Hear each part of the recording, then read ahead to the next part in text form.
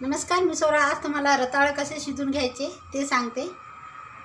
आणि बऱ्याचदा काय होते, रताळे शिजवताना खूप किचकिच होतात आणि खूप लगदा होतो त्याचा. तसं अजिबात होणार नाही. खूप सोपी पद्धत आहे, तुम्हाला नक्की आवडेल. आणि या ठिकाणी रताळे घेतलेले आहे. अगोदरच मी पाण्यामध्ये टाकून ठेवले. 10 मिनटं झालेली आहे. पाण्यामध्ये यासाठी टाकले कारण यावर माती असते, ते आपोआप निघून जाते बघा.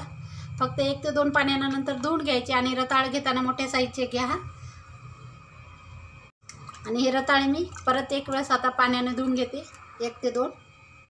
आता या ठिकाणी रताळे धुवून घेतलेले आहेत, हे बघा. आता रताळे शिजून घेण्यासाठी प्रत्येकाच्या घरामध्ये कढई आणि हे स्टँड असते. आता यामध्ये मी शिजून घेते बघा. तर त्यामध्ये टाकायचं आहे पाणी. 1 तांबे टाकते मी.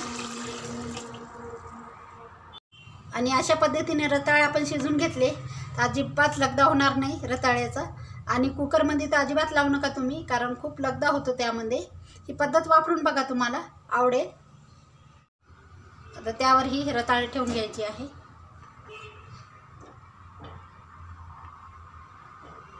हे बघा किती मस्त बसले.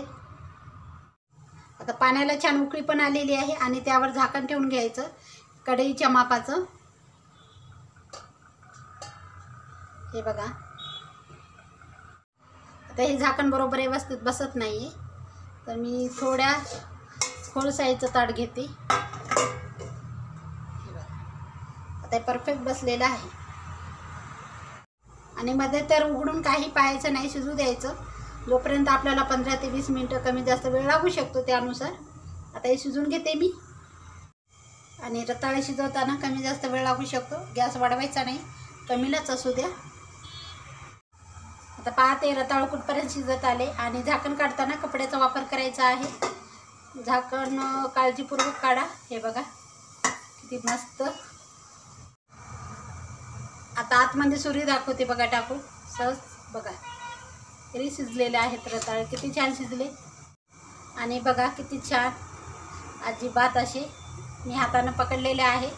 मला सवय आहे गरम पकडायची, तर मी पकडू नका. मला दाखवते, अजिबात लगदा झालेला नाही आहे.